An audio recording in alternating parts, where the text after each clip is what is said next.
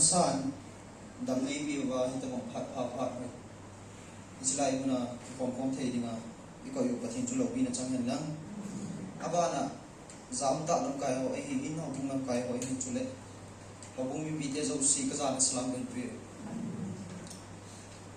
cái hi le kamin hi zoel hi in ko na hi zalen phai ga he thei dinga kang vai to ki ma hi tai front line na hi iti chun mai thin ya bar hin zo chana hin kana bangin chilang kai ke sei masanga chun ba neu phat ke yo pi ka chan chin neu phat ga sei ya le cái hi master sim na cái hi chule SSC CBO bolai cái hi zong le ka condition ja hi ka bo chung thei lo ye hi tai chỉ trong chuyện này thì mình có một điều còn cần xây dựng chuyện đấy thì chuyện mấy chuyện nhà bà đấy nó cái bôi bà này các cái số khá như thế thì là date 15 June này thì các game thì cặp bị mình chỉ mà sang ngày chuyện và thiên lâu bên đây thì xây là firing thùng về thì về hỏi ta cái nào thì ta kiểu date 15 này các cái số khá hình azan zanin ke ho thule ideal ho thu in admini ball of it admini ball of hin achang ho aban le nyo khat anak no ho so si hi surgery on khabe ki ball in chilai chun abol chai wa hin nili ka kizani ani ngani hin hospital chinang hi a condition hi head lo di wa hi district hospital chu tu khun apha jep ta in masanga chu na hi lo wa hi lo hospitalized mi tam wal ji ra hi doctor ho request na dung zui ina ka kizani ni khan ni hi chulai par chun dressing kana chi ambulance ni tha in ambulance ni la ji doctor ho request na hi je chun nimgi ni nga cha hi jong le hi chun ina par ka kizani na hi la ani gup ni hin complication om chi ka gen hi acha thai ta poi chi pa la chun doctor ho ka ki mu pi vi na hi le vn mi bo ki ru chi zo chun test ho za chom hi lawa hi la operation chilaya bol thei dhiam ji ho ma ho hi jo abana hi le ideal for hi kisai mai le financial dang hi boi pha ba hi choma ga thot to de ho jang hi ha sa ta chilaya chon doctor ho request ki win test si thumbe kong ki bolin thumbe zo wa hi doctor ba hi phai ma amoi ho doctor team ho concern ni nei le boda jeng win ati pha la chu ideal for through hi azan zan emergency kapag ka kaudo man vin ko pa hi kan ki pui vin aizol kan ju ji mo hi hospital apura ka inu hi chemical ko ve la hi cha so mo ki mo kalaman ka pu ai je la phong phung phat phat vin na wi bi naw hin te zan ni za o na wi bi naw hin te ti pa chu aizol kan ju ji vin azan za ni ko ki pa tinga hin na ka thu la ga len chi pa chu ke hi ni sai ni ham drug lâu hát tạ ho song ki kap ta le khap be ka wai na tum ka tum hi kho ke ji ko chi không ki pat ni bo chu ka lam pi chu ambulance ho thai je ne de hi lo je chun ka pai nai hung thai ai zo chen hi hung thai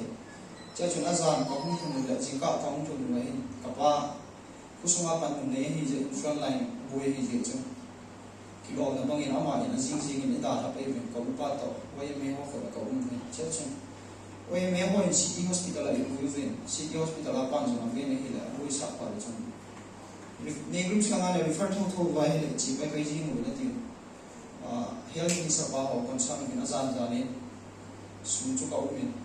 azan ni ka upa ho te hin tha pai pai ve chilang ka mun na hele ki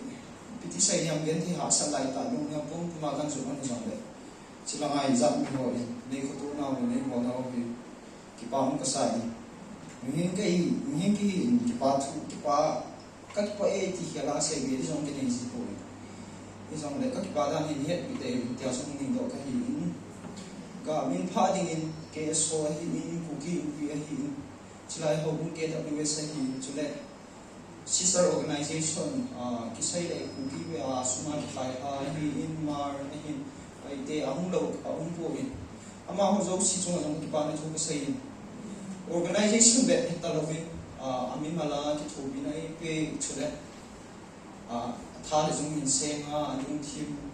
chule ho bung mi pi ten ho taw na ni gel do sing va no ho taw no va ma chila ya ni ki thaya ko ni si no ho zo si pa thing ka thang ba chuna ban le sei ni tam pi ka nei hi hospitalize in langa chu achi thelo te to nga ka ki gel hi trai chinang ka hu na hi le ka ki pa ma jing hospital hi ha le ke ma ro ka hi tai chunga hi piti sai ni ham pati ni lung si la le ko to no ai na ho chunga ka mu ni ichi jen na ho jing jong ka thing ka thang ba ke den chu le chunga kan si chu doctor hi organization ho zo si jong mi mal ching ka mi pha lo ngai jong le ama ho zo si jong le ki pa na thu ka sai iti ham khat ya mi bang khat nurse ho sei la eti a ge le mun tin tu chung hi kan mu te ho ni jui thei lo je hin nurse ho hi kan mu bang banga ka ge la bang le ka ki phin abang le kan mu ama ho hin abul la para ai sen ma hi ga min pha diom tam va le ge ama ho hin bui na za chom chom jang ngau sen dum banga puna I tom jing wa hi hum thona para he ma ho hi a cha ma banga hi he jing ma ho chung hin dei tu ki pa thu gen sei chan chung ki pa thu la ga kan sei hi in front line nga para ka hi je in he sa le ngai cha jing ko hin po ka loi ho ai lo ai le ti sei hi ham training song mai ta chai lo tha jong tham su sa thei lo ho hi I ga mo le ngam ho a ni mo hi cho hi tao na zong jing hi ti awan le chapan cha ki bang in nam chua hi nam ka ngai lu dan dan hi u chung wa jong hi ka le si ba ho hi bui ti lai kam lu pan kam chu ma I so lo bo le tai kam ke be kom lo le bo la azan na chu de thi za na chu khosum jo si ma da tha bo na som le ni le lo som na la bo cha chu kamu le kapan ga ko ko tu na chi lo ga kamu pa ko ma ka se ni pa ka chi ai jong la me na ma de in da la po en kong chi da de ta ke ti ji I kya chu ki khai ni la pa chi ni lung si rin dam nei pe tung chi lai ka ting thei I ti ai je chu I nam su adia lam ka lam hi tu chung bo he hi la lai I tia unity ai lo le ding khanai ding ko te la hi chi hi thu le la yo cha ho boi no je hin front line ho sa boi di se na o ti je chun nam khat san khat hi na he I po do jong jing thei na ding wa taw na ge do ti a ko ti lo ai le front line no hi bo ya he le ka mai la ho bo ya jong le ka mai la a khat be ki tin ki le cho tang cho hum ni sa hi jing a chai na ding a I chai mu silong mu na om si so hi ho mu mi ti zo mi pi te zo sin pan pi ngai te pan pi jing thei ding in pathin in pathe bo jong jing hen la ke ma ho ki su ho ke sa ka hi ne he lo wa la hum hon pi di ma ka nei zo po ni I jong le I ma zo si pi thei pathin ni la nung la mo hi lo wa he le na va na pa na zo si pa pathin na za cha in pathe na bo hen la